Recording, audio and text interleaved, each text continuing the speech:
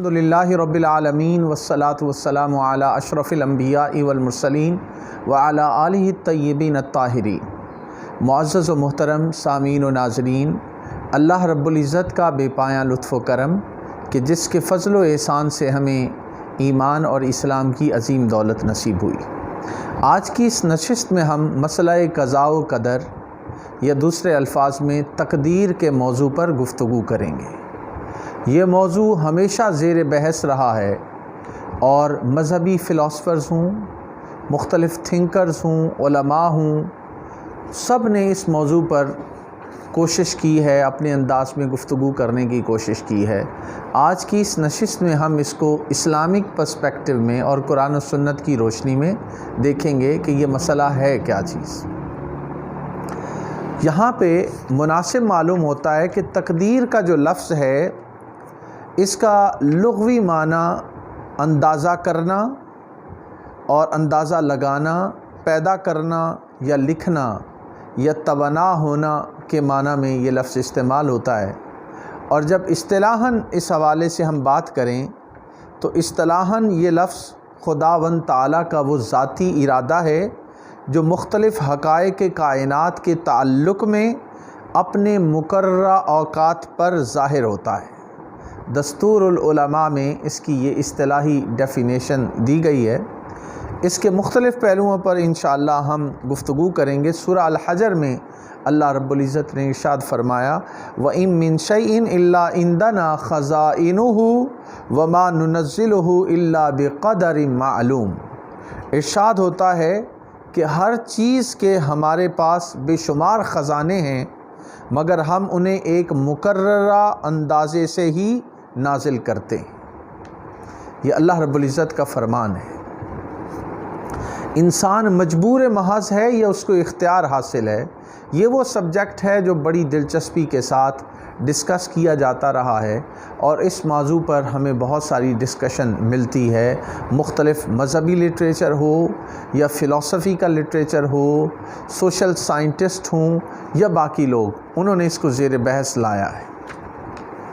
گفتگو کو آگے بڑھانے سے پہلے میں نبی پاک صلی اللہ علیہ وآلہ وسلم کا ایک فرمان آپ کے سامنے رکھنا چاہتا ہوں کہ نبی اکرم صلی اللہ علیہ وآلہ وسلم نے تقدیر کے موضوع پہ بہت زیادہ ڈسکشن کرنے سے منع فرمایا ہے، اور آپ صلی اللہ تعالیٰ علیہ وآلہ وسلم کا فرمان یہ ہے کہ شیطان تم میں سے کسی ایک کے پاس آتا ہے اور پوچھتا ہے کہ تجھے کس چیز نے پیدا کیا، فلاں چیز کو کس نے پیدا کیا، یہاں تک کہ پھر وہ پوچھتا ہے کہ تمہارے خدا کو کس نے پیدا کیا ہے۔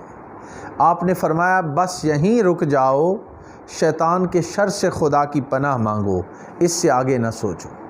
یہ حضور علیہ الصلوۃ والسلام کا فرمان ہے، اس کو ہمیں پیش نظر رکھنا چاہیے۔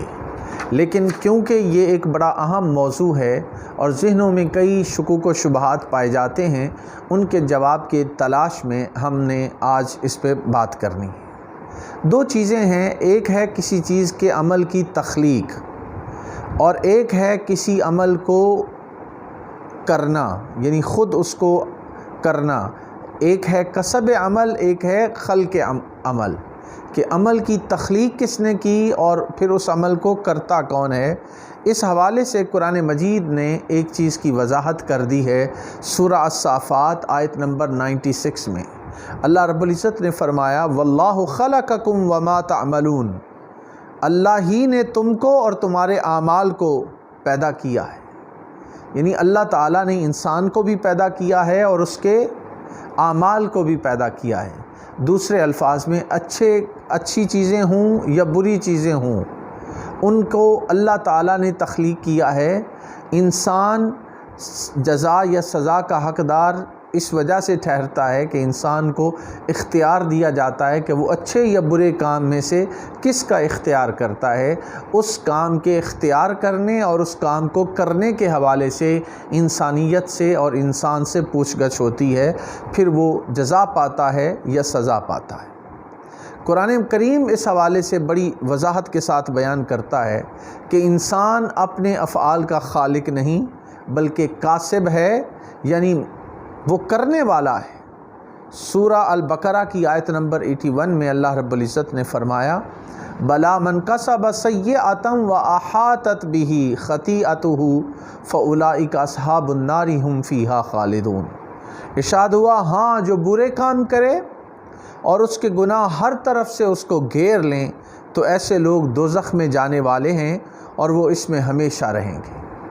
یعنی ایک ہے کام کسی چیز کی تخلیق اور ایک ہے اس کام کو کرنا، یہ دونوں میں فرق یہاں پہ بیان کیا جا رہا ہے۔ سورہ البقرہ کی آیت نمبر 286 میں ارشاد ہوتا ہے لہا ما کسبت وعلیہا مکتسبت، اگر اس نے نیک کام کیے تو اسی کو فائدہ پہنچے گا اور اگر برے کام کیے تو اسی کو اس کا نقصان اٹھانا پڑے گا۔ انسان نیکی کرے تو فائدہ اٹھائے گا، برا کام کرے تو اس کی سزا بھگتے گا۔ یہ قرآن مجید کا بڑا ہی اٹل فیصلہ ہے۔ یہاں ایک بات یہ بھی واضح ہو گئی کہ اس کائنات کی ہر چیز کا خالق اللہ تعالیٰ ہے، اسی نے ہر چیز کی تخلیق کی ہے۔ آپ بچے کی تخلیق کے عمل کو ہی لے لیجئے، جب بچہ ایک پیدا ہوتا ہے تو ہر شخص اس بات کو جانتا ہے کہ بچے کی پیدائش محض مرد اور عورت کے رشتہ ازدواج میں منسلک ہو جانے سے نہیں ہو جاتی، بلکہ اس کی پیدائش کے لیے امر ایزدی بہت امپورٹنٹ ہے۔ اللہ تعالیٰ کی مرضی ہو تو اولاد پیدا ہوتی ہے، بچہ ہوتا ہے، اللہ تعالیٰ کی مرضی نہ ہو بے شمار ایسے جوڑے ہیں کہ جن کا آپس میں رشتہ ازدواج تو قائم ہے لیکن اللہ تعالیٰ نے ان کو اولاد سے نہیں نوازا۔ تو یہ اللہ تعالیٰ کی ڈسکریشن ہے، یہ اس کا امر ہے، جسے چاہے اولاد عطا کرے، جسے چاہے اولاد نہ عطا کرے۔ یہاں پہ یہ بات بھی سمجھنے والی ہے کہ انسان کو بہت سارے ایسے چیزیں جو نظر نہیں آتی وہ اس کا انکار کر دیتا ہے۔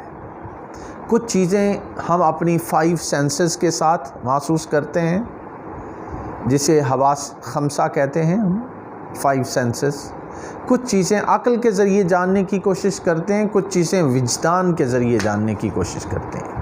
لیکن 5 سینسز ہوں، انسان کا عقل ہو، انسان کا وجدان ہو، بعد مرحلوں پر وہ بھی انسان کی مدد یہ سینسز، عقل، شعور، وجدان یہ نہیں کرتے، وہ وہاں پر اللہ تعالیٰ کا محتاج ہوتا ہے۔ اب یہ بات سمجھنے والی ہے، جیسے میں نے عرض کیا کہ ہر چیز کی تخلیق وہ اچھی ہے یا بری ہے وہ اللہ تعالیٰ نے کی ہے۔ اس کی وضاحت سورہ الملک کی آیت نمبر 2 میں بھی کی گئی۔ فرمایا الذی خلق الموت والحیات لیبلوکم ایکم احسن عملا، کہ اس نے موت اور زندگی کو پیدا کیا تاکہ تمہاری آزمائش کرے اور تم میں سے کون اچھے عمل کرتا ہے۔ اس چیز کو جانچنے کے لیے اللہ تعالیٰ نے موت و حیات کو پیدا کیا ہے۔ پھر ایک مقام پہ ارشاد ہوتا ہے سورہ الشورى آیت نمبر 3 وَمَا أَصَابَكُم مِّن مُّصِيبَةٍ فَبِمَا كَسَبَتْ أَيْدِيكُمْ، اور جو مصیبت تم پر نازل ہوتی ہے سو وہ تمہارے ہی اعمال کا نتیجہ ہوتی ہے۔ سورہ النساء کی آیت نمبر 79 میں ارشاد فرمایا مَا أَصَابَكَ مِنْ حَسَنَةٍ فَمِنَ اللَّهِ وَمَا أَصَابَكَ مِنْ سَيِّئَةٍ فَمِنْ نَفْسِكَ۔ بہت ہی خوبصورت ارشاد ہے اللہ تعالیٰ کا۔ فرمایا تمہیں جو اچھائی پہنچتی ہے وہ خدا کی طرف سے پہنچتی ہے اور جو برائی پہنچتی ہے وہ تمہاری اپنی طرف سے ہے۔ یہ ایک بہت بڑا لیسن اور سبق ہے کہ اچھائی کو اپنے رب تعالیٰ کی طرف منسوب کرو، اور اگر کوئی برائی پہنچی ہے تو اپنے آپ کو ذمہ دار ٹھہراؤ کہ میں ہی قصوروار ہوں، میری ہی غلطی ہے جس کے نتیجے میں اس بری صورتحال سے مجھے سامنا کرنا پڑا ہے۔ یہ قرآن پاک کی ہمیں تعلیم ہے۔ اچھے کام میں اللہ تعالیٰ کا لطف و کرم شامل ہوتا ہے، اور انسان کو جو نقصانات پہنچتے ہیں، مشکلات اور آزمائشوں کا سامنا کرنا پڑتا ہے، وہ اس کے اپنے ہی برے اعمال کا نتیجہ اور ثمر ہوتی ہے۔ یہ بات قرآن مجید نے ہمیں سمجھانے کی کوشش کی۔ یہاں پہ سورہ الروم کی آیت نمبر 41 اللہ رب العزت نے فرمایا ظہر الفساد فی البر والبحر بما کسبت ایدی الناس لیذیقہم بعد الذی عملوا۔ خشکی اور تری میں لوگوں کے اپنے اعمال کے سبب سے فساد پھیلایا گیا ہے تاکہ وہ لوگوں کو ان کے بعد اعمال کا بدلہ چکھائے۔ ظہر الفساد فی البر والبحر بما کسبت ایدی الناس، کہ زمین پر یہ جو خشکی اور تری میں فساد ہے یہ انسان کے اپنا کیا کرتا ہے، جو کچھ اس نے کیا ہے اسی کے نتیجے میں یہ فساد بپا نظر آتا ہے، اور جو برے کام کرے گا پھر اللہ تعالیٰ اس سے بدلہ بھی لے گا، حساب کتاب بھی لے گا، اکاؤنٹیبلٹی بھی ہوگی۔ سورہ الانعام میں ارشاد فرمایا گیا لو شاء اللہ ما اشرکنا ولا آباؤنا ولا حرمنا من شیء، سورہ الانعام ورس نمبر 148۔ اگر خدا تعالیٰ چاہتا تو ہم اور ہمارے باپ دادا اس کے ساتھ کسی کو شریک نہ ٹھہراتے اور کسی چیز کو اپنی مرضی سے حرام نہ ٹھہرا سکتے۔ یہ ان لوگوں کا کہنا تھا کہ یہ اللہ تعالیٰ کی وجہ سے، وہ اس کا الزام اللہ تعالیٰ کو ٹھہراتے ہیں۔ اللہ تعالیٰ یہ بات سمجھا رہے ہیں کہ اگر کوئی برا کام ہے تو اس کو اپنی طرف منسوب کرو، اور اچھا کام کیا ہے تو اس کو ہماری طرف منسوب کرو۔ یہاں پہ اس مسئلے کی طرف بھی توجہ دینے کی ضرورت ہے کہ انسان کو اختیار حاصل ہے یا وہ مجبور محض ہے۔ Is he a puppet in the hands of God اور he has a free will, اس کو اختیار حاصل ہے کہ وہ اچھے برے کام میں کر سکے۔ اس حوالے سے ہم قرآن مجید میں بین القدر والجبر کا جو مسئلہ ہے وہ بھی بیان کیا گیا، اور یہاں پہ ایک مثال میں حضرت علی شیر خدا رضی اللہ تعالیٰ عنہ کی دینا چاہتا ہوں کہ ایک شخص نے آپ سے قضاء و قدر کے مسئلے پہ پوچھا، تو آپ نے اس شخص سے فرمایا کہ اپنی ایک ٹانگ اٹھاؤ۔ اس نے ٹانگ اٹھائی تو فرمایا اب دوسری ٹانگ اٹھاؤ۔ عرض کرنے لگا حضرت علی اگر میں دوسری ٹانگ اٹھاؤں گا تو گر جاؤں گا۔ فرمایا تقدیر کے مسئلے کو سمجھنے کے لیے یہی بات ہے کہ پہلی حد انسان کے اختیار کی تھی اور دوسری حد اس کی مجبوری ہے، یعنی ایک خاص حد تک انسان کو اختیار ہے اور اس سے آگے انسان مجبور ہے۔ مثلا ہم اگر اپنی تخلیق پہ غور کریں تو اس میں ہمارے پاس اختیار نہیں، اللہ تعالیٰ نے ہمیں پیدا کر دیا، اور پھر اس میں آپ یہ بات سمجھنے والی ہے کہ اختیار انسان کو عمل کرنے کے حوالے سے بہت سے پہلوؤں سے وہ اختیار رکھتا ہے، اور اس اختیار کو سمجھنے میں انسان کو توجہ دینی چاہیے۔ بین القدر والجبر کا جو مفہوم ہے یہ سمجھنے کے لیے انسان کو قرآن مجید پر غور کرنا چاہیے کہ اللہ تعالیٰ نے اس مسئلے کو قرآن پاک میں بڑی وضاحت کے ساتھ بیان کیا ہے۔ اس بات کو سمجھنے کے لیے میں یہاں پہ چند چیزیں آپ کی خدمت میں پیش کرنا ضروری سمجھتا ہوں۔ قرآن مجید کے بعد احادیث نبویہ میں یہ چیز ہمیں ملتی ہے کہ حضور علیہ الصلاۃ والسلام نے فرمایا، صحیح بخاری کی حدیث ہے، انما الاعمال بالنیات، کہ اعمال کا دار و مدار نیتوں پر ہے۔ تو گویا انسان کو جو عمل کا اور ارادے کا اختیار حاصل ہے، کسی کام کے کرنے پر اس کو جزا جو سزا ملتی ہے وہ اس وجہ سے ہے کہ وہ اپنا ارادہ رکھتا ہے، نیت رکھتا ہے، وہ کام سے رک بھی سکتا ہے اور اس کام کو کر بھی سکتا ہے۔ تو ایک اور مقام پر صحیح مسلم کی حدیث پاک ہے، حضور علیہ الصلاۃ والسلام نے فرمایا ان اللہ لا ينظر الى صورکم واموالکم ولکن ينظر الى قلوبکم واعمالکم، بلا شبہ اللہ تعالیٰ تمہاری شکلوں اور مالوں کو نہیں دیکھتے بلکہ تمہارے اعمال اور دلوں کو دیکھتے ہیں۔ یعنی شکلیں امپورٹنٹ نہیں ہیں بلکہ آپ کی نیت کیا ہے، آپ کون سا کام کرتے ہیں، آپ کی نیت اور آپ کا کام، آپ کا عمل جو آپ نے کیا ہے اس بات پر ہی انسان کی پکڑ ہوتی ہے یا اس کو جزا ملتی ہے۔ قرآن مجید سے یہ بات بالکل واضح ہو جاتی ہے۔ سورہ النساء کی آیت نمبر 100 اللہ رب العزت نے فرمایا وَمَن يَخْرُجْ مِن بَيْتِهِ مُهَاجِرًا إِلَى اللَّهِ وَرَسُولِهِ ثُمَّ يُدْرِكُ الْمَوْتَ فَقَدْ وَقَعَ أَجْرُهُ عَلَى اللَّهِ، اور جو کوئی اللہ اور اس کے رسول کی رضا کی نیت سے اپنے گھر بار سے ہجرت کے لیے نکلے پھر راستے میں اسے موت آ لے تو اللہ تعالیٰ پر اس کا اجر ثابت ہو گیا، یعنی اسے پورے عمل کی جزا عطا کی جائے گی۔ تو یہاں بھی نیت امپورٹنٹ ہے کہ آپ کام کرنے کے لیے آپ کی نیت اور ارادہ کیا تھا، اور اللہ نے جو آپ کو اختیار دیا تھا اس اختیار کو استعمال کرتے ہوئے انسان کس طرف بڑھتا ہے، اسی پہ اس کو جزا و سزا ملتی ہے۔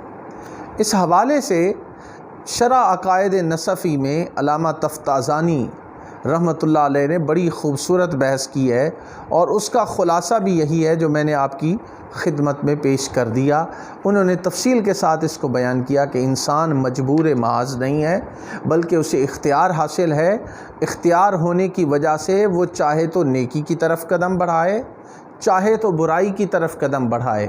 اگر وہ نیکی کرے گا، کسی کی مدد کرتا ہے، والدین کی خدمت کرتا ہے، بیماروں کا علاج کرواتا ہے، ان کی ضروریات کو پورا کرتا ہے تو اس پہ اجر کا حقدار ہے۔ اور اگر وہ برائی کرتا ہے، طاغوت کا ساتھ دیتا ہے، شیطان کے راستے پہ چلتا ہے، تو اس پر اس کی پکڑ ہوگی۔ علامہ تفتازانی رحمۃ اللہ علیہ نے شرح عقائد نصفی میں بڑی تفصیل کے ساتھ اس موضوع پر گفتگو کی ہے۔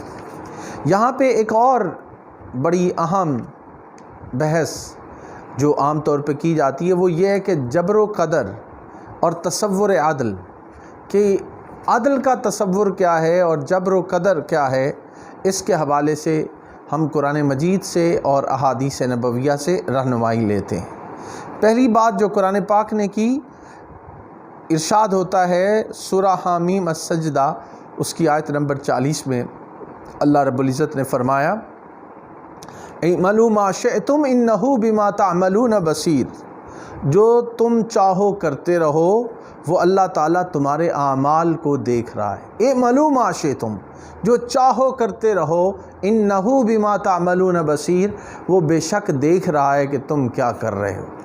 تو دیکھیں یہاں جو یہ فرمایا اعملوا ما شئتم، اگر انسان مجبور محض ہوتا، پپٹ ہوتا، تو پھر اس کو یہ بات کیسے کہی جاتی کہ جو دل چاہے کرتے پھرو۔ اللہ تعالیٰ دیکھ رہا ہے، مگر انسان کو اختیار دیا ہے کہ وہ چاہے تو اچھا کام کرے اور چاہے، یہاں جو فرمایا ما شئتم، اس کے اندر اس کی عملی آزادی اور خود مختاری کا اظہار ہوتا ہے۔ اور آگے فرمایا انہ بما تعملون بصیر، مگر یہ آزادی جو اللہ تعالیٰ نے اسے عطا کی ہے، یہ آزادی اس کو شتر بے مہار نہیں بنا دیتی کہ جو جی چاہے کرتا پھرے، نہیں۔ اللہ تعالیٰ کی بھی منشا ہے، اللہ تعالیٰ کی بھی رضا ہے، اس رضا کے مطابق انسان کو اپنے آپ کو کرنا ہے۔ یہاں پہ اللہ تعالیٰ کا تصور عدل کیا ہے، اس کی وضاحت بھی ہم دیکھ لیتے ہیں۔ اور عدل و انصاف کے تقاضے کیا اللہ تعالیٰ پورے کرتا ہے؟ تو جواب ہے ہاں، اللہ تعالیٰ عدل و انصاف کے تقاضے خود بھی پورا کرتا ہے، اور اپنے مخلوق کو، انسانوں کو بھی حکم عدل اور انصاف کے کرنے کا دیتا ہے۔ سورہ المائدہ کی آیت نمبر 8 میں اللہ رب العزت نے فرمایا وَلَا يَجْرِمَنَّكُمْ شَنَآنُ قَوْمٍ عَلَىٰ أَلَّا تَعْدِلُوا اعْدِلُوا هُوَ أَقْرَبُ لِلتَّقْوَىٰ۔ ارشاد ہوتا ہے اور بعض لوگوں کی دشمنی تم کو اس بات پر آمادہ نہ کرے کہ انصاف چھوڑ دو۔ اللہ تعدلوا اعدلوا، ان سے بھی انصاف کیا کرو کہ یہی پرہیزگاری کی بات ہے۔ کہ یہاں پہ عدل کرنے کا حکم دیا جا رہا ہے۔ وہ اللہ تعالیٰ جو عدل کرنے کا حکم دے رہا ہے، کیا وہ خود انسان کے ساتھ عدل نہیں کرتا ہوگا کہ انسان کو ایک طرف مجبور محض بنا دیا ہو، بیڑیوں میں جکڑ دیا ہو اور پھر اس کو سزا دیتا پھرے؟ نہیں، اللہ تعالیٰ کی شان کو یہ زیب نہیں دیتا۔ ایک اور مقام پہ ارشاد فرمایا گیا سورہ النساء اس کی آیت نمبر 51 فَإِذَا حَكَمْتُمْ بَيْنَ النَّاسِ أَن تَحْكُمُوا بِالْعَدْلِ، اور جب لوگوں میں فیصلہ کرنے لگو تو انصاف سے فیصلہ کرو۔ وہ باری تعالیٰ جو انسانوں کو انصاف کے ساتھ فیصلہ کرنے کا حکم دے رہا ہے، کیا وہ خود انسان کے ساتھ اور انسانیت کے ساتھ انصاف نہیں کرے گا؟ عدل کیا چیز ہے؟ علماء لغت نے اس کی تعریف کی ہے، اور مفردات القرآن میں اس کی تعریف یہ بتائی گئی ہے عدل کی کہ وضع الشیء علی محلہ، کسی چیز کو اس کے صحیح ٹھکانے پر رکھنا، یہ عدل ہے۔ عدل کی تعریف حضور علیہ الصلوۃ والسلام نے بھی بیان فرمائی، لیکن یہاں پہ علماء لغت کی میں نے آپ کے سامنے رکھی۔ پھر اسی چیز کی وضاحت سورہ النساء کی آیت نمبر 135 میں بھی کی گئی۔ اللہ رب العزت نے فرمایا یا ایھا الذین آمنوا کونوا قوامین بالقسط شہداء للہ ولو علی انفسکم او الوالدین والاقربین ان یکن غنیا او فقیرا فاللہ اولی بہما فلا تتبعوا الہوی ان تعدلوا۔ ارشاد ہوتا ہے کہ اے اہل ایمان، انصاف پر قائم رہو اور خدا کے لیے سچی گواہی دو، خواہ اس میں تمہارا یا تمہارے ماں باپ اور رشتہ داروں کا نقصان ہی ہو۔ کوئی امیر ہے یا فقیر، خدا ان کا خیر خواہ ہے، پس تم خواہش نفس کے پیچھے چل کے عدل کو نہ چھوڑو۔ یعنی خواہشات نفس کے پیچھے پڑ کے اپنا رشتہ دار سمجھتے ہوئے، اپنا ماں باپ سمجھتے ہوئے تم عدل اور انصاف کے راستے سے نہ ہٹ جانا، بلکہ انصاف اور عدل کے راستے پہ چلنا۔ یہ اللہ تعالیٰ کا حکم ہے۔ اب وہی بات میں عرض کروں گا کہ وہ اللہ تعالیٰ جو عدل اور احسان کرنے کا حکم دیتا ہے، وہ خود انسان کے ساتھ عدل اور انصاف کیوں نہیں کرے گا؟ سورہ النحل کی آیت نمبر 90 میں ارشاد فرمایا ان اللہ یأمر بالعدل والاحسان وایتاء ذی القربی، خدا تم کو انصاف اور احسان کرنے اور رشتہ داروں کو خرچ سے مدد دینے کا حکم دیتا ہے۔ یہاں پہ انصاف اور عدل کرنے کی اور احسان کرنے کی اپنے رشتہ داروں کے ساتھ اللہ تعالیٰ نے تاکید کی ہے۔ تو ان ساری آیات سے کیا معلوم ہوا کہ اللہ تعالیٰ عدل و انصاف کو پسند کرتا ہے اور احسان کو پسند کرتا ہے۔ فرمایا ان اللہ یحب المحسنین، سورہ البقرہ آیت نمبر 195، بے شک خدا احسان کرنے والوں سے محبت رکھتا ہے۔ ایک ہے عدل کہ جس کا جو حق بنتا ہے آپ اس کو دیں، اگر اس سے بڑھ کے اس کو آپ دیں تو یہ اس کے ساتھ احسان ہوتا ہے۔ پھر سورہ الانبیاء میں عدل و انصاف کا اللہ تعالیٰ نے حکم دیا، فرمایا وَنَضَعُ الْمَوَازِينَ الْقِسْطَ لِيَوْمِ الْقِيَامَةِ فَلَا تُظْلَمُ نَفْسٌ شَيْئًا وَإِنْ قَالَ مِثْقَالَ حَبَّةٍ مِّنْ خَرْدَلٍ أَتَيْنَا بِهَا۔ بہت ہی معنی خیز اللہ تعالیٰ کا فرمان ہے سورہ الانبیاء اس کی آیت نمبر 47 میں، فرمایا اور ہم قیامت کے دن انصاف کا ترازو قائم کریں گے تو کسی شخص کی ذرا بھی حق تلفی نہ کی جائے گی، اور اگر رائی کے دانے کے برابر بھی کسی کا عمل ہوگا تو اسی کو لا حاضر کریں گے۔ وَإِنْ كَانَ مِثْقَالَ حَبَّةٍ مِّنْ خَرْدَلٍ أَتَيْنَا بِهَا، رائی کے دانے کے برابر بھی عمل ہوگا تو اللہ تعالیٰ سامنے لے آئے گا۔ تو یہاں سے کیا بات معلوم ہو رہی ہے کہ انسان کا عمل جو وہ کرتا ہے اس کی بنیاد پر ہی اس کے خلاف چارج شیٹ بنے گی یا اس کو انعام اور اکرام سے نوازا جائے گا۔ یہ بات بڑی واضح ہے۔ سورہ آل عمران کی آیت نمبر 25 میں اللہ رب العزت نے فرمایا وَوُفِّيَتْ كُلُّ نَفْسٍ مَا كَسَبَتْ وَهُمْ لَا يُظْلَمُونَ، اور ہر نفس اپنے اعمال کا پورا بدلہ پائے گا اور ان پر ظلم نہیں کیا جائے گا۔ یہاں ظلم نہ کرنے کا اللہ تعالیٰ نے حکم دیا۔ پھر سورہ الحج کی آیت نمبر 10 میں ارشاد فرمایا ذَلِكَ بِمَا قَدَّمَتْ يَدَاكَ وَأَنَّ اللَّهَ لَيْسَ بِظَلَّامٍ لِّلْعَبِيدِ، اے سرکش یہ اس کفر کی سزا ہے جو تیرے ہاتھوں نے آگے بھیجا تھا، اور خدا اپنے بندوں پر ظلم کرنے والا نہیں۔ کیا بات معلوم ہوئی؟ لَيْسَ بِظَلَّامٍ لِّلْعَبِيدِ، کہ اللہ تعالیٰ اپنے بندوں پر ظلم کرنے والا نہیں، کہ انسان کو بنا دے مجبور محض، اس کے ہاتھ پاؤں میں بیڑیاں ڈال دے اور پھر ان کو عذاب دے، نہیں، ایسی بات نہیں ہے۔ انسان کے ساتھ اگر عدل و انصاف کیا جائے گا اور انسان سے پوچھ گچھ ہوگی تو وہ اسی بات پہ ہے کہ اس کی فری ول ہے، فریڈم آف چوائس ہے، اچھے برے کام میں اس کو اختیار حاصل ہے، جس کی بنیاد پہ اس سے حساب کتاب ہوگا۔ اللہ تعالیٰ تو احسان کو پسند فرماتا ہے، اور اس کا یہی حکم اور یہی اس کی منشا ہے اور یہی اس کا طریقہ اور وتیرہ ہے۔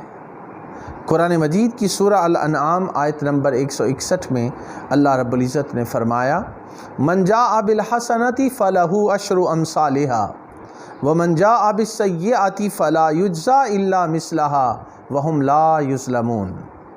جو کوئی اللہ کے حضور نیکی لے کر آئے گا اس کو ویسی 10 نیکیاں ملیں گی، اور جو برائی لائے گا اس کو ویسی سزا ملے گی اور اس پر ظلم نہیں کیا جائے گا۔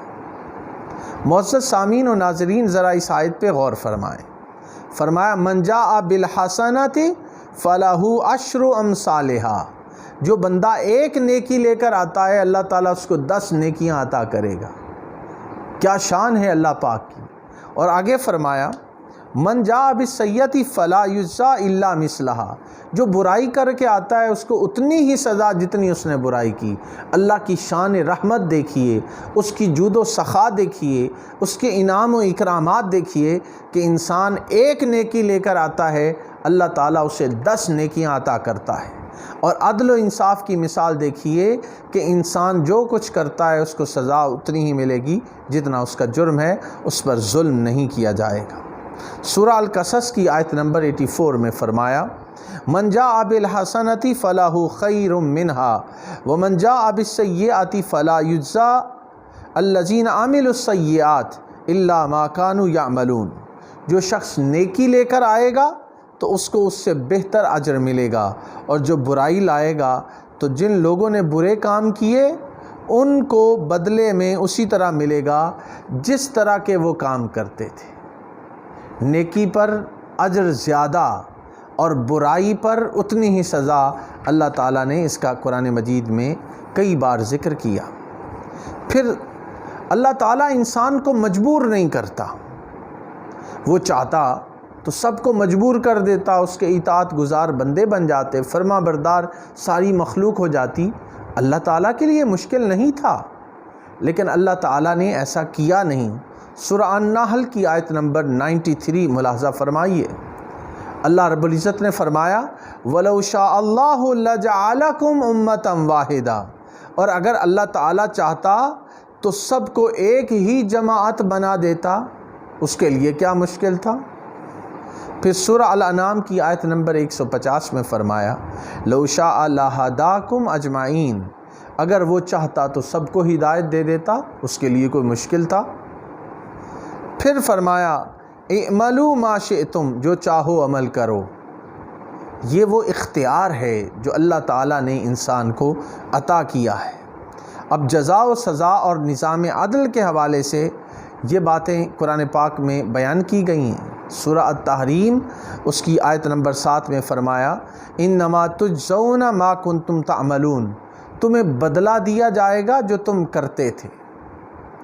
پھر سورہ النجم کی آیت نمبر 39 میں فرمایا وَأَلَّيْسَ لِلْإِنسَانِ إِلَّا مَا سَعَى، اور یہ کہ انسان کو وہی کچھ ملتا ہے جس کی وہ کوشش کرتا ہے۔ وَأَلَّيْسَ لِلْإِنسَانِ إِلَّا مَا سَعَى، جتنی وہ کوشش کرتا ہے انسان کو اتنا ہی ملتا ہے۔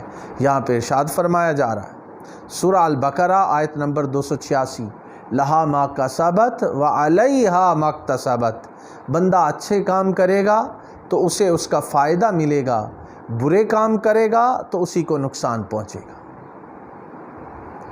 اب دیکھیے کہ قرآن مجید میں یہ بات کھول کر بیان کر دی گئی کہ انسان کو اختیار حاصل ہے، اس اختیار کی ہی بنیاد پر اس سے پوچھ گچھ ہوگی۔ جزا و سزا کے تصور سے پہلے اللہ تعالیٰ نے اتمام حجت کے لیے اپنے پیغمبروں کو بھیجا، یعنی قیامت کے دن اللہ تعالیٰ ایسے ہی لوگوں کی پکڑ نہیں کرے گا، بلکہ اتمام حجت کے لیے اللہ رب العزت نے اپنے رسولوں کو بھیجا، انہوں نے اللہ تعالیٰ کا پیغام انسانیت تک پہنچایا، اور اس کے بعد پھر انسان سے پوچھ گچھ ہوگی کہ وہ صحیح راستے پہ چلا یا غلط راستے پہ چلا۔ مثال کے طور پر میں چند آیات آپ کی خدمت میں پیش کرتا ہوں۔ سورہ بنی اسرائیل کی آیت نمبر 15 میں فرمایا وَمَا كُنَّا مُعَذِّبِينَ حَتَّى نَبْعَثَ رَسُولًا، اللہ رب العزت اپنا اصول بیان فرما رہا ہے کہ اور جب تک ہم پیغمبر نہ بھیج لیں عذاب نہیں دیا کرتے۔ وَمَا كُنَّا مُعَذِّبِينَ حَتَّى نَبْعَثَ رَسُولًا، ہم عذاب دیا ہی نہیں کرتے جب تک اپنا رسول نہ بھیج لیں۔ وہ ان کو ڈر سناتا ہے، ان کو خوشخبری سناتا ہے، اللہ کی معرفت اور اللہ کی پہچان بتاتا ہے، لیکن رسول کا کام پہنچا دینا ہے، اب لوگ ان کو مجبور نہیں کیا جاتا۔ پھر سورہ فاطر کی آیت نمبر 18 اللہ رب العزت نے فرمایا وَلَا تَزِرُ وَازِرَةٌ وِزْرَ أُخْرَى، اور کوئی بوجھ اٹھانے والا دوسرے کا بوجھ نہیں اٹھائے گا۔ ہر انسان اپنے کیے پر خود ذمہ دار ہے، اکاؤنٹیبل ہے، اس سے حساب کتاب لیا جائے گا۔ پھر اللہ رب العزت نے قیامت کا ذکر کیا کہ قیامت کے دن ہر شخص اپنی فکر میں مبتلا ہوگا۔ سورہ العبس میں ارشاد فرمایا گیا یوم یفر المرء من اخیہ وامہ وابیہ وصاحبتہ وبنیہ لکل امرئ منہم یومئذ شأن یغنیہ۔ قیامت کا منظرنامہ اللہ رب العزت نے بیان کیا ہے کہ قیامت کے دن ہر شخص اپنی فکر میں مبتلا ہوگا، اپنے رشتہ داریاں، اپنی دوستیاں، سب کچھ بھول چکا ہوگا۔ فرمایا اس دن بھائی اپنے بھائی سے دور بھاگے گا۔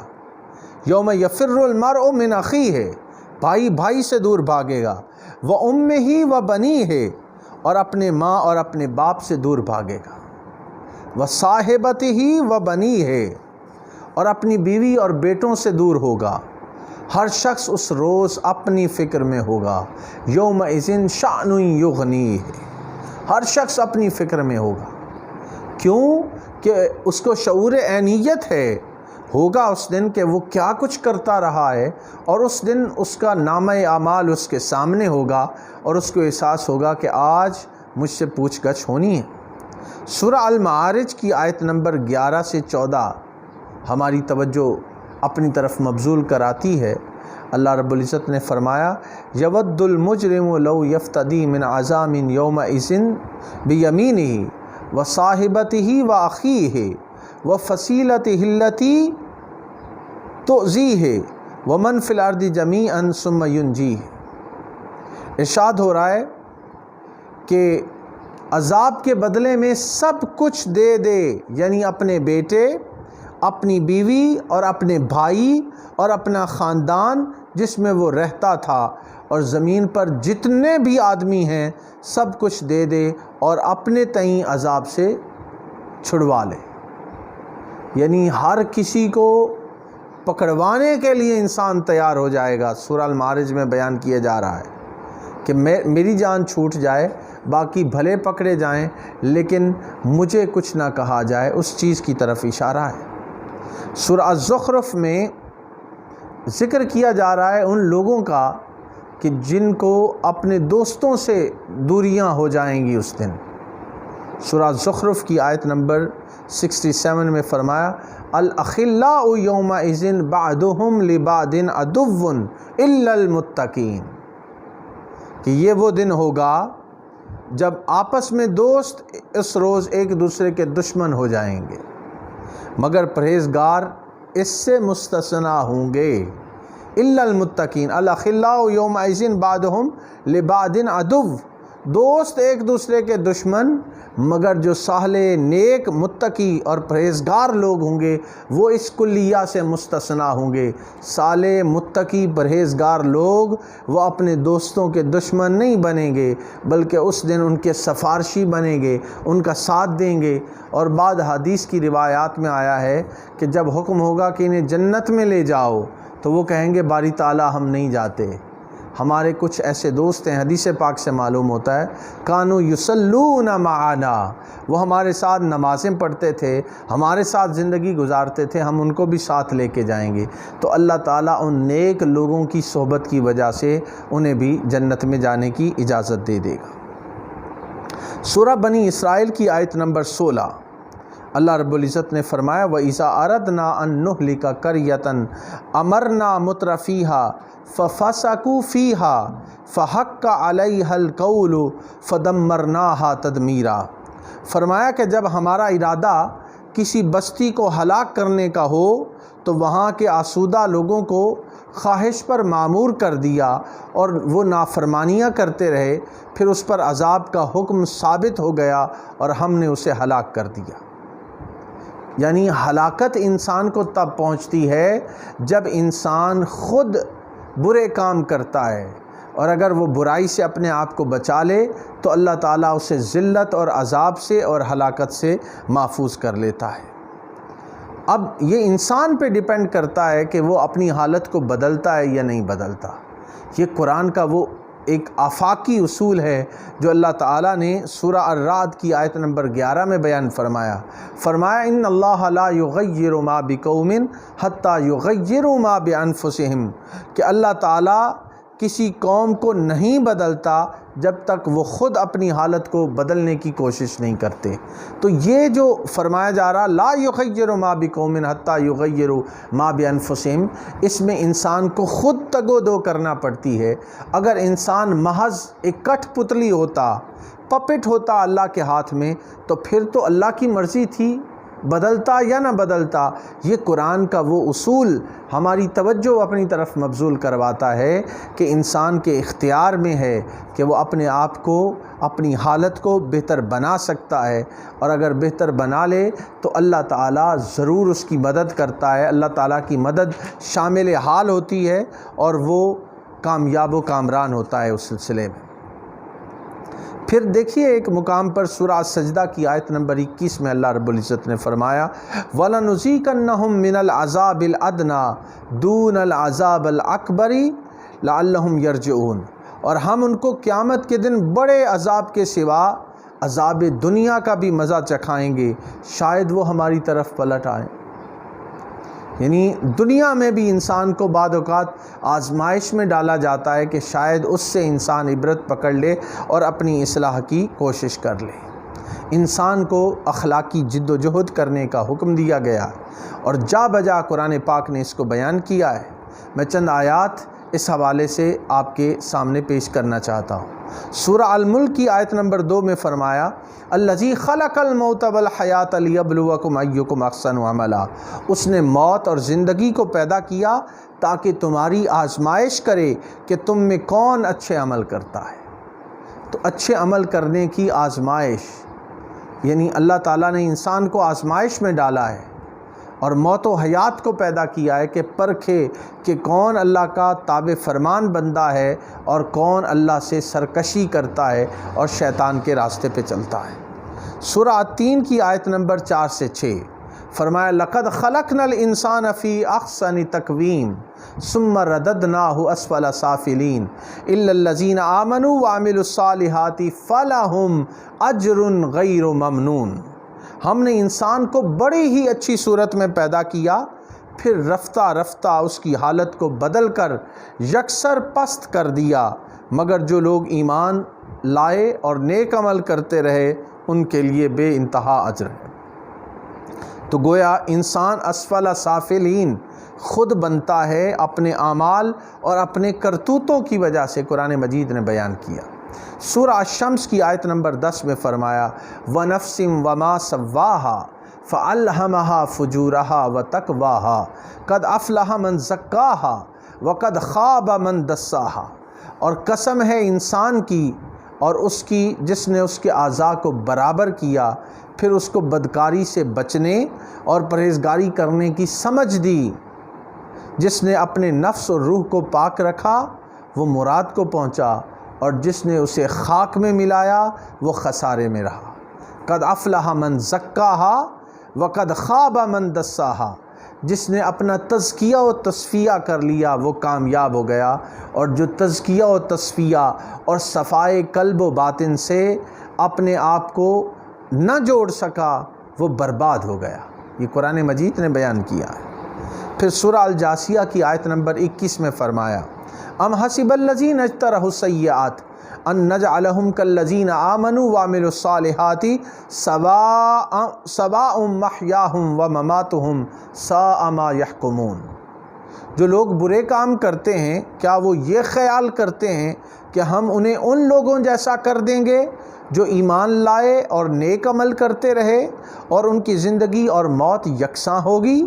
جو یہ دعویٰ کرتے ہیں بہت ہی برے ہیں کہ نیک اعمال کرنے والے اور برے اعمال کرنے والے وہ ایک جیسے کیسے ہو سکتے ہیں؟ ان کو ایک پیمانے پہ نہیں پرکھا جائے گا یہ ان کا گمان ہے، یہ ان کی خام خیالی ہے۔ نیک اعمال کرنے والے ان کے ساتھ سلوک اللہ تعالیٰ اور طریقے سے کرے گا، اور بد اعمالیاں کرنے والے بد کردار لوگ ان کے ساتھ اللہ تعالیٰ اور معاملہ کرے گا۔ دونوں برابر نہیں ہو سکتے۔ اب یہاں سے یہ بات معلوم ہو گئی کہ اچھے عمل کرنا اور برے عمل کرنا، اس میں انسان کو اختیار حاصل ہے، چاہے تو اچھے عمل کرے چاہے تو برے عمل کرے۔ اچھے عمل کرنے پر جزا کا حقدار ہے، برے عمل کرنے پر اللہ تعالیٰ کے سامنے جواب دہ ہے، وہ چاہے معاف کرے چاہے تو سزا دے۔ تو یہاں سے یہ بات واضح ہو جاتی ہے کہ انسان کو اختیار دیا گیا ہے، اور یہ جو انسان کو اختیار اور فریڈم آف چوائس ہے، اسی چوائس کی وجہ سے اس کو سزا ملتی ہے یا جزا ملتی ہے۔ یہاں پہ ایک اور آیہ کریمہ میں آپ کی خدمت میں پیش کرنا چاہتا ہوں۔ اس میں اللہ تعالیٰ نے حالت اضطراری اور قانون اسلامی کی وضاحت کی ہے۔ سورہ البقرہ میں ارشاد ہوتا ہے، انما حرم علیکم المیتۃ والدم ولحم الخنزیر وما اہل بہ لغیر اللہ فمن اضطر غیر باغ ولا عاد فلا اثم علیہ ان اللہ غفور الرحیم۔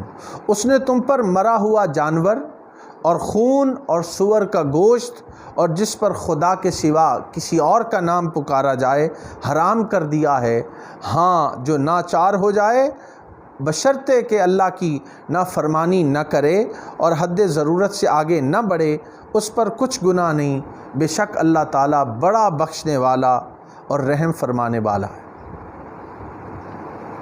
اب یہاں پہ دیکھیے اللہ تعالیٰ نے ایک آفاقی کائناتی عالمگیر تصور دیا کہ جب انسان حالت اضطرار میں ہوتا ہے تو اس کے لیے حرام بھی مباح ہو جاتا ہے۔ وَقَدْ فَصَّلَ لَكُمْ مَا حَرَّمَ عَلَيْكُمْ إِلَّا مَا اضْطُرِرْتُمْ إِلَيْهِ، یعنی جب مشکل میں حالت اضطرار کی کیفیت ہو تو اس وقت اس کے لیے جائز ہو جاتا ہے وہ کام، حالانکہ جو چیزیں اس نے تمہارے لیے حرام ٹھہرا دی ہیں وہ ایک ایک کر کے بیان کر دی ہیں، مگر اس صورت میں کہ ان کے کھانے کے لیے ناچار ہو جاؤ۔ سورہ المائدہ کی آیت نمبر 3 میں فرمایا، فَمَنِ اضْطُرَّ فِي مَخْمَصَةٍ غَيْرَ مُتَجَانِفٍ لِإِثْمٍ فَإِنَّ اللَّهَ غَفُورٌ رَحِيمٌ۔ ہاں جو شخص بھوک میں ناچار ہو جائے بشرطے کہ گناہ کی طرف مائل نہ ہو تو اللہ تعالیٰ بخشنے والا مہربان ہے۔ پھر سورہ الحج کی آیت نمبر 78 میں فرمایا، وَمَا جَعَلَ عَلَيْكُمْ فِي الدِّينِ مِنْ حَرَجٍ، اور تم پر دین کے معاملے میں کسی بات میں تنگی نہیں ہے۔ پھر سورہ البقرہ کی آیت نمبر 286، لا یکلف اللہ نفسا الا وسعها، اللہ تعالیٰ کسی جان کو اس کی طاقت سے زیادہ تکلیف نہیں دیتا۔ اور مشکوٰۃ شریف میں حضور علیہ الصلوۃ والسلام نے فرمایا، بعثت بالحنیفیۃ السمحہ، مجھے آسان دین دے کر بھیجا گیا ہے۔ ان ساری چیزوں سے وہ بات واضح ہو جاتی ہے کہ اگر انسان حالت اضطرار میں ہو تو جس چیز کو اللہ نے حرام بھی ٹھہرایا ہے وہ انسان کے لیے جائز ہو جاتی ہے اس مشکل وقت سے نکلنے کے حوالے سے۔ یہی وجہ ہے کہ یہی بات جب بھی تاریخ اسلام میں دیکھی گئی، سیدنا فاروق اعظم رضی اللہ تعالیٰ عنہ کی مثال ہے کہ جب حجاز مقدس میں سخت قحط پڑا اور اناج ختم ہو گیا، مفقود ہو گیا، تو حضرت عمر فاروق رضی اللہ تعالیٰ عنہ نے چور کا ہاتھ کاٹنے سے منع کر دیا، کیونکہ حالات قحط کے تھے اور وہ شریعت کا حکم جو ہاتھ کاٹنے کا ہے اس کو حضرت عمر فاروق رضی اللہ تعالیٰ عنہ نے منسوخ کر دیا۔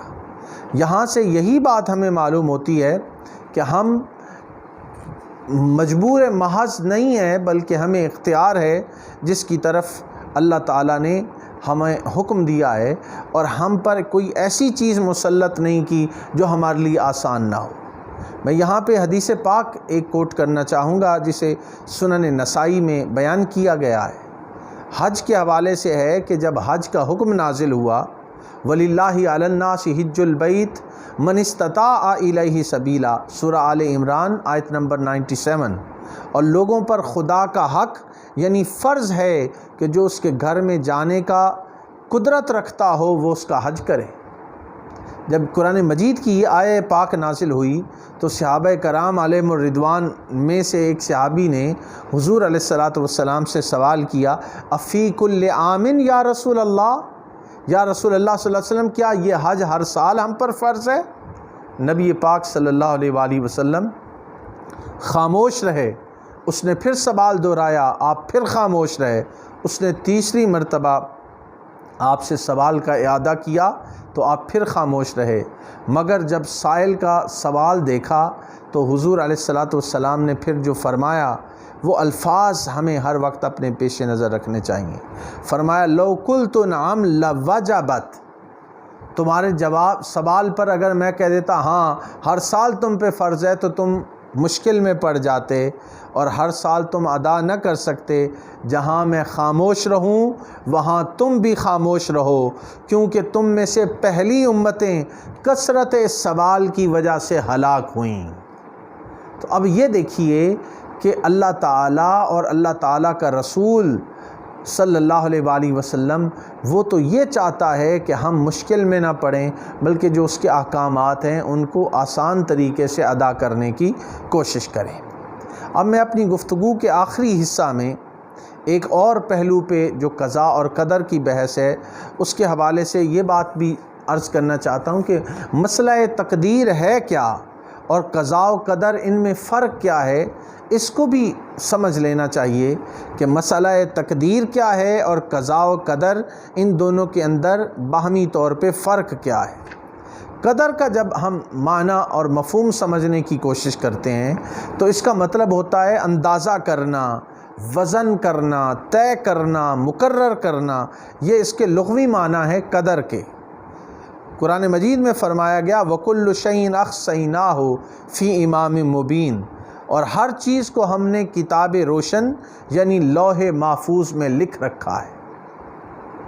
دوسرے مقام پہ فرمایا سورہ البروج آیت نمبر 22 بل هو قرآن مجید فی لوح محفوظ، یہ کتاب ہزل و بطلان نہیں بلکہ یہ قرآن عظیم الشان ہے، لوح محفوظ میں لکھا ہوا۔ یمحو اللہ ما یشاء ویثبت وعندہ ام الکتاب، سورہ الرعد آیت نمبر 39۔ اللہ تعالیٰ جس کو چاہتا ہے مٹا دیتا ہے اور جس کو چاہتا ہے قائم رکھتا ہے، اور اس کے پاس اصل کتاب ہے یعنی لوح محفوظ ہے۔ ان ساری آیات سے یہ بات واضح ہو جاتی ہے کہ یہ کائنات بشمول بنی نوع انسان کے احوال و کوائف کا علم خدا تعالیٰ کے پاس ازل سے موجود ہے، یعنی پوری کائنات کے حوالے سے اور بنی نوع انسان کے حوالے سے اللہ تعالیٰ کے پاس ازل سے اس کا علم موجود ہے، جسے اس نے ام الکتاب یعنی لوح محفوظ میں حفاظت سے لکھا ہوا ہے۔ حضرت عبداللہ بن عمر رضی اللہ تعالیٰ عنہ سے مروی ہے کہ سرور کائنات حضرت محمد مصطفیٰ صلی اللہ علیہ وآلہ وسلم نے فرمایا کہ اللہ تعالیٰ نے زمین آسمان پیدا کرنے سے 50,000 سال پہلے مخلوقات کی تقدیریں لکھ دی تھیں، جبکہ اس کا عرش پانی پر تھا۔ صحیح مسلم کی کتاب الایمان میں حدیث ہے کتب اللہ المقادیر الخلائق قبل ان یخلق السماوات والارض ب50,000 سنۃ قال وکان عرشہ علی الماء۔ ایک اور حدیث پاک میں جسے جامع ترمذی میں بیان کیا گیا ہے، فرمایا کہ ان اول ما خلق اللہ القلم فقال له اکتب فقال ما اکتب قال اکتب القدر فكتب ما كان وما هو کائن الى الابد۔ سب سے پہلے اللہ تعالیٰ نے قلم کو پیدا کیا اور اسے حکم دیا کہ لکھ۔ اس نے عرض کیا باری تعالیٰ میں کیا لکھوں؟ فرمایا مخلوقات کی تقدیریں لکھو۔ چنانچہ اس نے جو چیز ہو چکی تھی اور جو چیز ہونے والی تھی سب کچھ لکھ دیں۔ یہ احادیث اور اسی طرح ایک اور حدیث پاک جب بعد صحابہ کرام علیہم الرضوان نے ترک لذات کی اجازت مانگی تو حضور علیہ الصلاۃ والسلام نے فرمایا جف القلم بما انت لاک، تجھے جو کچھ ملنا ہے اسے قلم لکھ کر خشک ہو چکا۔ یہ ساری احادیث اور روایات مسئلہ تقدیر کے مختلف پہلوؤں پر روشنی ڈالتی ہیں۔ اس سے انسان کے ذہن میں ایک مغالطہ پیدا ہوتا ہے کہ جب ہر چیز پہلے سے لکھی جا چکی ہے تو پھر ہمیں تو اختیار ہی کوئی نہیں ہے، ہم تو مجبور محض ہیں۔ ایسی بات نہیں ہے۔ اس کو سمجھنے کے لیے قضاء اور قدر کی جو دو ٹرمینالوجیز ہیں ان پہ غور کرنے کی ضرورت ہے، اور بعض اوقات ہم قضاء اور قدر کو غلط مبحث کر دیتے ہیں جس کی وجہ سے مسئلہ ہماری سمجھ میں نہیں آتا۔ یہاں پہ دو لفظ ہیں، ایک ہے قضاء و قدر۔ ان دونوں کے حوالے سے دو مفہوم ہیں۔ ایک تو اس کا آفاقی اور کائناتی مفہوم ہے قضاء اور قدر کا، اور ایک انفرادی سطح پر اور شخصی سطح پر اس کا مفہوم ہے۔ جب ہم آفاقی اور کائناتی اعتبار سے قضاء اور قدر کو جاننے کی کوشش کرتے ہیں تو قضاء اور قدر کا مفہوم سمجھنے کے لیے قضاء یہ ہے جس سے مراد ہے تخلیق کائنات۔ قضاء سے اللہ تعالیٰ کی تخلیق کی طرف اشارہ ہے، اور قدر کا مفہوم ہے اختیار جو اللہ تعالیٰ نے انسان کو دے رکھا ہے۔ اللہ تعالیٰ نے ساتوں آسمان، زمین اور کائنات کے ساتوں طبقات پیدا کیے اور اپنی مخلوق تخلیق فرمائی، یہ قضاء ہے۔ اور قدر انسان کو جو اختیار حاصل ہے۔ سورہ حامیم السجدہ میں فرمایا فَقَضَاهُنَّ سَبْعَ سَمَاوَاتٍ فِي يَوْمَيْنِ وَأَوْحَىٰ فِي كُلِّ سَمَاءٍ أَمْرَهَا۔ پھر وہ دن میں 7 آسمان بنائے اور ہر آسمان میں اس کے کام کا حکم دیا۔ اب یہاں سے قضاء کا جو لفظ ہے میں نے عرض کیا کہ اس سے پیدائش کائنات کی تخلیق کی طرف اشارہ ہے، اور قدر سے مراد کیا ہے؟ قدر سے انسان کے اختیار کا ذکر ہے۔ اب یہ تو ایک آفاقی معنی میں نے آپ کے سامنے بیان کیا کہ آفاقی اور کائناتی معنی قضاء اور قدر کا کیا ہے۔ دوبارہ عرض کر دوں کہ قضاء سے مراد تخلیق ہے، قدر سے مراد انسان کو جو اختیار ہے اس کی طرف اشارہ ہے۔ جب شخصی اور انفرادی سطح پر انسانی زندگی میں قضاء اور قدر کو دیکھتے ہیں تو قدر کے معنی اندازہ کے ہیں اور قضاء کے معنی اجراء کے ہیں، اس کے نافذ ہونے کے ہیں۔ اسے امام راغب اصفہانی نے اپنی مفردات القرآن میں بیان کیا۔ اللہ تعالیٰ نے انسان کے لیے برائی اور اچھائی کی تخلیق کر دی ہے۔ اب انسان کے اختیار میں ہے کہ وہ اچھائی کو منتخب کرتا ہے یا برائی کو منتخب کرتا ہے۔ سورہ البلد میں ارشاد فرمایا الم نجعل لہ عینین ولسانا وشفتین وہدیناہ النجدین۔ فرمایا گیا بھلا ہم نے اس کو 2 آنکھیں نہیں دیں اور زبان اور 2 ہونٹ نہیں دیے، یہ چیزیں بھی دیں اور اس کو خیر و شر دونوں کے راستے بھی دکھا دیے۔ وہدیناہ النجدین، خیر کا راستہ بھی انسان کو دکھا دیا، شر کا راستہ بھی دکھا دیا۔ خیر کے راستے پہ چل کے نجات پائے گا، شر کے راستے پہ چل کے اللہ تعالیٰ کے عذاب کا حقدار ٹھہرے گا۔ پھر اللہ تعالیٰ نے دین کے معاملے میں انسان پر جبر نہیں کیا۔ سورہ البقرہ کی آیت نمبر 256 میں فرمایا لا اکراہ فی الدین قد تبین الرشد من الغی۔ دین اسلام میں زبردستی نہیں ہے، ہدایت صاف طور پر ظاہر اور گمراہی سے الگ ہو چکی ہے۔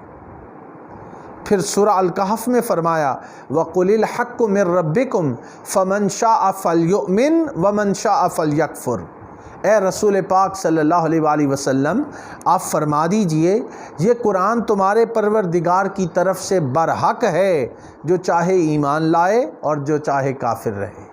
تو یہ اختیار دے دیا کہ کوئی ایمان لاتا ہے یا کفر کرتا ہے۔ اللہ کے لیے مشکل نہیں تھا کہ وہ انسانیت کو چاہتا، یہ ساری مخلوق کو چاہتا تو مسلمان کر دیتا۔ یہ اس کی منشا ہی نہیں تھی کہ سب کو ایک ہی طریقے سے رکھتا۔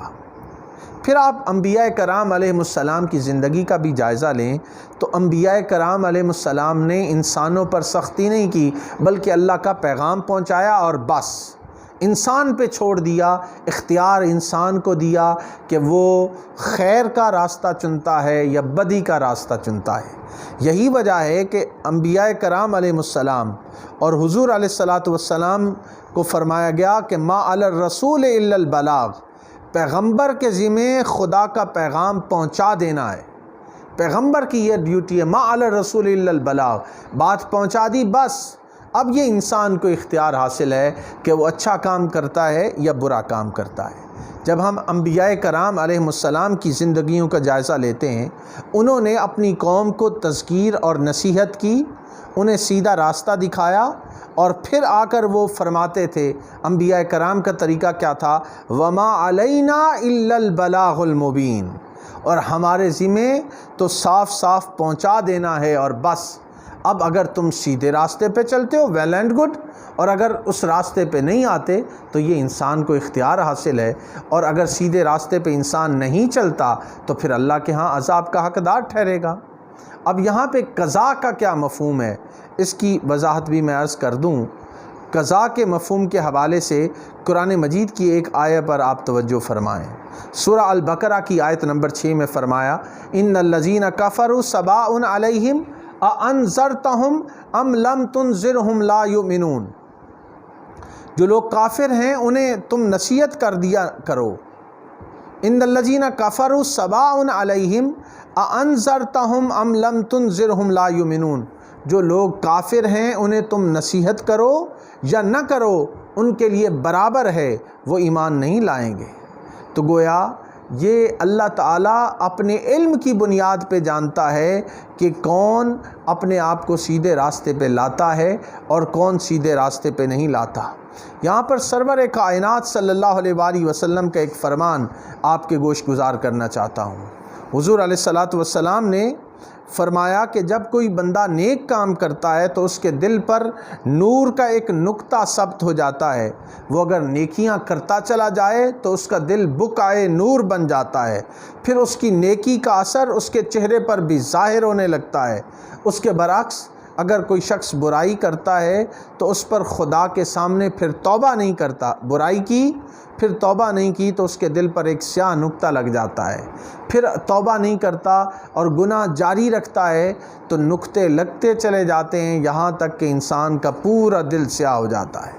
اس سے یہ بات معلوم ہوئی کہ یہ انسان کے دل پر سیاہی، اور انسان جب وہ پھر سیاہی لگ جاتی ہے تو پھر یہ اسے قرآن پاک نے زنگ کہا، کلا بل ران علی قلوبہم بما کانوا یکسبون، پھر اچھائی اور برائی اس بندے پہ برابر ہو جاتی ہے، کوئی اثر ہی نہیں کرتی۔ یہ انسان کے اپنے کیا کرتا ہوتا ہے، انسان کی اپنی کوشش کی وجہ سے اور اپنے کاموں کی وجہ سے ہوتا ہے، جس کی وجہ سے اس پر یہ مصیبت آتی ہے۔ اب یہاں پہ اس بات کو میں اختتام کی طرف لاتا ہوں، اور اختتام اس کا یہی ہے کہ ہم قضاء اور قدر کے مسئلے کو اپنے آپ کو عمل سے دور لے کے نہ جائیں، بلکہ ہمیں اللہ تعالیٰ نے اختیار دیا ہے اور اس اختیار کی بنیاد پر ہی ہم سے حساب ہونا ہے۔ میں مولانا روم رحمۃ اللہ علیہ کی 2 مثالیں جنہیں انہوں نے مثنوی میں بیان کیا ہے وہ بیان کر کے آپ سے اجازت چاہوں گا۔ مولانا روم رحمۃ اللہ علیہ نے ایک چور کی مثال دی کہ ایک چور نے چوری کی اور شاہی پیادے اسے پکڑ کر کوتوال کے پاس لے گئے۔ کوتوال نے اس سے پوچھا کہ تو نے چوری کی ہے؟ وہ شخص کہنے لگا، ہاں میں نے چوری کی ہے، لیکن میں نے جو کچھ کیا خدا کے حکم سے کیا ہے۔ تو جانتا ہے کہ کائنات کا ایک ذرہ بھی خدا کے حکم سے باہر نہیں ہے۔ یہ سن کر کوتوال نے پیادوں کو کہا کہ اسے درخت سے الٹا لٹکا دو، پھر اس کو اتنا مارو کہ کھایا پیا سب کچھ بھول جائے۔ یہ حکم سن کر چور گڑ گڑانے لگا اور رونا شروع کر دیا۔ کوتوال نے پوچھا، کیوں روتے ہو؟ یہ کام میں تو خدا کے حکم سے ہی کر رہا ہوں۔ تو گویا یہاں پہ اس نے گڑ گڑانا شروع کر دیا۔ دوسری مثال جو مولانا روم نے دی ہے، اسی پہ میں اپنی بات ختم کر رہا ہوں۔ مولانا روم نے یہ مثال دی ہے کہ ایک شخص بغیر کسی کی اجازت کے باغ میں گھسا، درخت پہ چڑھ کے پھل توڑنے لگا۔ اتنے میں باغ کا مالک آ گیا۔ باغ کے مالک نے کہا، ارے بے حیا، نیچے اتر، میری اجازت کے بغیر یہ پھل توڑ رہا ہے۔ اس پر اس شخص نے جواب دیا، اگر اللہ کا بندہ اللہ کی پیدا کی ہوئی کھجور توڑ کر کھائے تو اس میں بے حیائی کی کون سی بات ہے؟ خدائے بے نیاز کی لازوال نعمتوں پر سانپ بن کر بیٹھنے والا تو کون ہے؟ یہ سن کر باغ کے مالک نے اپنے نوکر سے کہا، ذرا مضبوط سی رسی اور کوڑا لے کر آؤ تاکہ میں اللہ کے اس بندے کو جواب دوں۔ غلام دوڑا دوڑا گیا، رسی لے کر آ گیا اور دونوں چیزیں پیش کر دیں۔ اب مالک نے اس کی پیٹھ پر اس کو درخت کے ساتھ باندھ کر کوڑے برسائے۔ چور نے کہا ارے بھائی کچھ تو خدا کا خوف کرو، مجھے مار ڈالے گا۔ اس نے جواب دیا اے شخص چیخو مت، اللہ کی پیدا کی ہوئی لکڑی سے اللہ کا بندہ اللہ کے دوسرے بندے کو مار رہا ہے۔ تو گویا انسان اپنے کام پہ وہ چھڑا نہیں سکتا کہ یہ اللہ کی وجہ سے ہو رہا ہے، اس لیے انسان اپنے اعمال کا خود ذمہ دار ہے۔ یہی تقدیر کا مسئلہ ہے، اس کو اگر سمجھ لیا جائے تو ہماری بہت سی مشکلات آسان ہو سکتی ہیں۔ اللہ رب العزت ہمارے حال پہ رحم و کرم فرمائے اور حضور علیہ الصلاۃ والسلام کی محبت شفاعت عطا فرمائے۔ والسلام علیکم ورحمۃ اللہ وبرکاتہ۔